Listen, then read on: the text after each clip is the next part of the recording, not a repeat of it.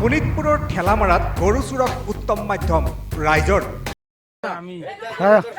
আমি আছি ফুলৰ বাজে তুইছে আমি আছি দেখ মিছা দস কে যে দেম হলাই এই আমি গরি চুরি করবা যে রাখো যাকে তুই ছবি বের মাঝে ছবি বের মাঝে তুই এইবাৰ চোৰৰ ৰূপত গৰু বেপাৰী। করো ও টান্ডা কেলানিছে টাঙ্গালানিছে করতে টাঙ্গালানিছে দেখো তো টাঙ্গনিছে তোছরা আচ্ছা ঠিক তোছরা হেনটা ধরে আনছি হাতে লুটে কৰায়ত্ব কৰা গৰু চোৰ মাজেদ আলীয়ে চোকা অস্ত্ৰৰে আক্ৰমণ কৰে গৃহস্থক। তোছরা টাঙ্গা সুতা ধরে আনছি আচ্ছা ঠিক টাঙ্গ করে রইছো হ্যাঁ এনো হইছে তোরা কিন্তু সুত মার চুরি করা সাত করিয়া আৰক্ষীক সমজাই দিয়া দুধৰ্ষ চোৰক মোকলাই দিলে পুনৰ আৰক্ষীয়ে। এইবাৰ গৰু চোৰৰ ৰূপত গৰু বেপাৰী। দিনৰ পোহৰত গৃহস্থৰ ঘৰত গৰু কিনিবলৈ দাম দৰ কৰিবলৈ যায় আৰু নিশা হ'লে সেই গৰুকে চুৰি কৰিবলৈ যায় গৰু বেপাৰী। তেনে এক ঘটনা সংঘটিত হ'ল শোণিতপুৰ জিলাৰ ঠেলামাৰা আৰক্ষী থানাৰ অন্তৰ্গত ভেৰগাঁৱত। জমিৰুদ্দিনৰ ঘৰত গাই গৰু চুৰি কৰিবলৈ যোৱা মাজেদ আলী নামৰ এটা চোৰক হাতে লুটে কৰায়ত্ব কৰিলে গৃহস্থই। ইপিনে হাতে লুটে কৰায়ত্ব কৰা মাজেদ আলী নামৰ দুধৰ্ষ গৰু চোৰটোৱে গৃহস্থ জমিৰুদ্দিন সহ তেওঁৰ পত্নী ফাতেমা খাতুনক চোকা অস্ত্ৰৰে আক্ৰমণ কৰে। কি হৈছিল কালি ঘটনাটো কওকচোন। কালি ৰাতি ঘটনাটো হৈছে 6:30-7টাৰ ভিতৰত। মই বিয়া ঘৰত আছিলোঁ, ঘৰত কাপোৰ বদলি কৰিব গৈছিলোঁ, বৰযাত্ৰী যাম। গৈ পেলাই চাইছোঁ যে 3টা গৰু খুলি আছে, এটা বাৰীৰ ভিতৰত আছে আৰু এটা মাটি চোতালত আছে আৰু এটা ঘলিঘৰত আছে।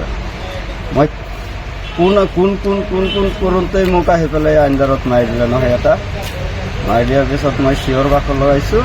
তাৰপিছত বিয়া ঘৰৰ মানুহকেইটা আহিছে, আহি পেলাই মোক জখম ঘায়াল কৰিছে।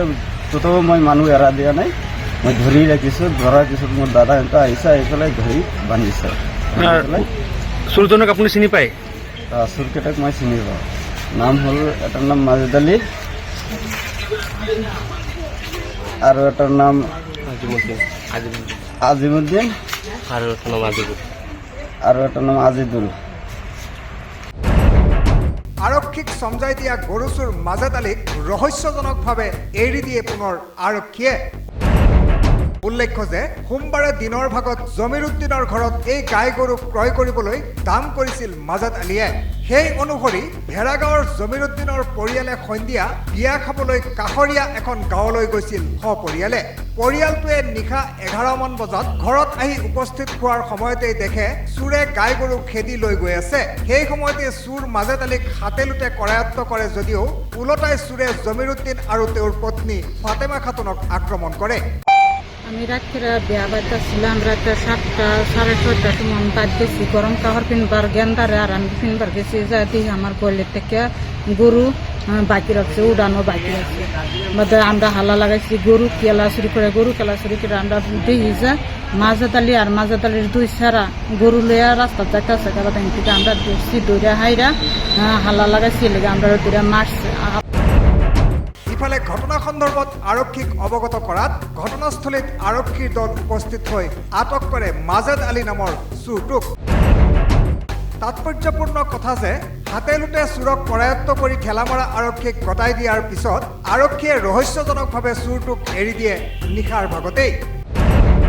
মঙলবাৰে পুৱাই ভুক্তভোগীৰ পৰিয়ালে থানাত এজাহাৰ দিবলৈ উপস্থিত হোৱাৰ পিছতেই চোৰ মাজেদ আলীক এৰি দিয়া বুলি জানিব পাৰি হতবাক হৈ পৰে। ঘটনা সন্দৰ্ভত আৰক্ষী প্ৰশাসনৰ ঊৰ্ধ্বতন কৰ্তৃপক্ষই উচিত তদন্ত কৰি ব্যৱস্থা গ্ৰহণৰ দাবী জনাইছে ভুক্তভোগী পৰিয়ালটোৱে। Bureau report, analysis 24/7।